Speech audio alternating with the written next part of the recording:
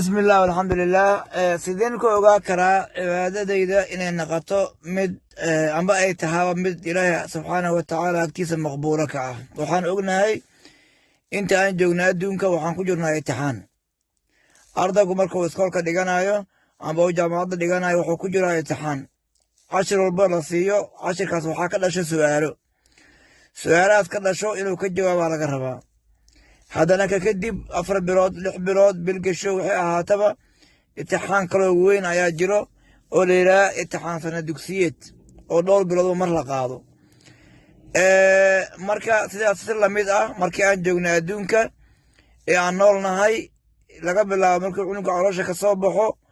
ilaa uu ka gaarayo markuu ka dhinto wuxuu ku jiraa imtixaankaas mid la qoraayo oo Ilaahay subhanahu wa ta'ala agtiisa laga qoraayo inuu qofku qaladka uu sameeyo iyo mid aan la qoraynba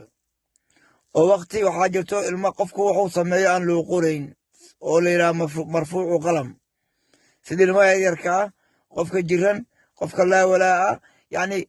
qofka ay xasuustiisu maqan tahay yani dad waxaa jiro ee waxay sameeyaan aan loo qorayn maga waxaan ka hadlaynaa waxa waaye dadka taamka ah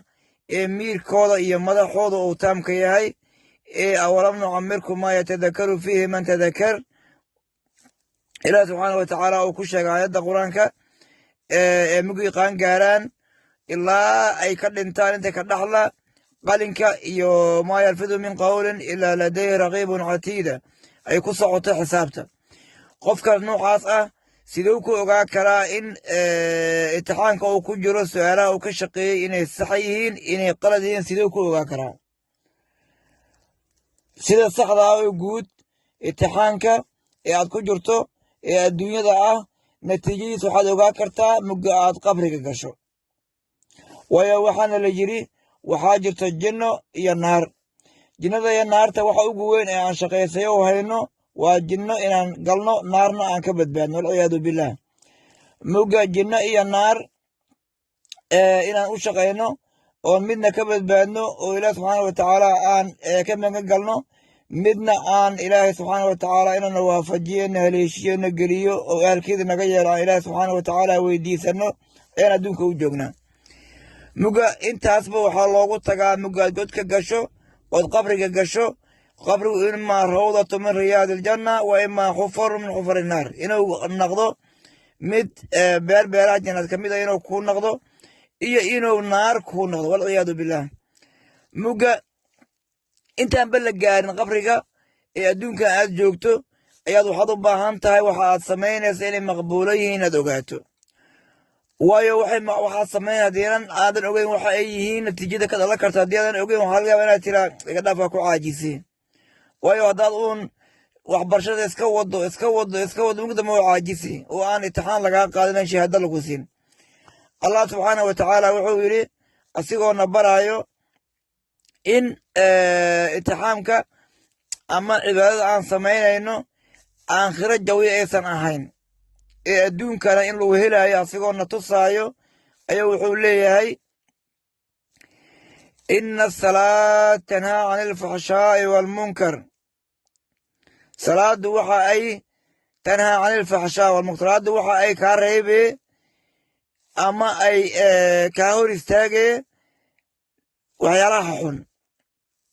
salaada kaliya ma ahana wax kasto khayr ah ay sameynayso waxa ay ka hor istaagayaan waxyaalaha xun waayo haddaad sadaqada baxsato sadaqada waxay ka hor istaagay waxyaalaha xun ay inaad ku dhacday ka ilaalin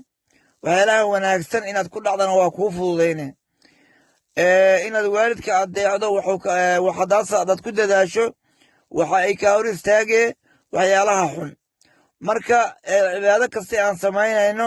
salaada ha noqoto soonka ha noqoto xajka ha noqoto sakada ha noqoto arkaan islaam oo dhan iyo waxa aan sameyno dhamo wanaagaba ah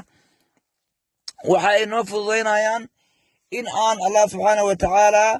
imtixaankii aan ku jirno inaan baasnay natiijada saxda laakiin waxaad ku ogaanay qabriga mid kale si kale hadii loo dhigo haddii aad ahaa jirto qof xumaanto u bareero haddaad ahaa jirto qof faaxishlow ah ee inta badan maxaa la jiray tuugada aad ku fududaa jirtay ee aad bil amba 2 bilood aad si sax ah Ilaahay isugu dhiibto tuugadii aad ka baxdo bisha saddexaad waxaad ogaanaya imtixaankii tuugada inaad ku baastay oo aad tuuganimada iska dhaaftay. waayo haddaad tuuganimada iska dhaaftay beddelkeedii waxaa lagu siinaa khayr,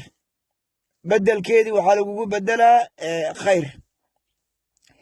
masalan waxaad ahaa jirtay qof xanlooba oo dadka xanto oo haddii alla ku roon yahay aan laga nabadgelin carabkiisa, aan laga nabadgelin inaad aheeday.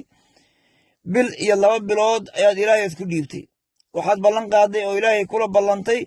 ballan la qaado waxaa ugu wanaagsan midda allah lala ballamo. ballan ilaahay waxaad la gashay inaad qof dambe xamad doonin. ballantii aad gashay bil ama 2 bilood aad ku baasay imtixaankii, hal qof ma xaman, amba waaba xamatay laakiin waa ka daba ku dawa xataa hebelow saki cafi waa ku xantee, ama waa uun dadaalaad samayso oo aad dareemi karto 100% ku dhow ama ka badanba. waxaa mahaas ka dhalatay mugga in natiijadaada iyo imtixaanka aad ku jirta inaad baastay aa meeshaas ka dhalatay. laakiin jinnadeeda iyo naarka badbaadkeeda iyo haddii la bikiro inta ay la eg tahay waxaad ku ogaahee muggaad qabriga gasho intaan jinnadaba iyo naartiba la gaarinba iyo aan aakhira iyo bacsigii la teginba. mugga wax kastoo aad samaynayso masalan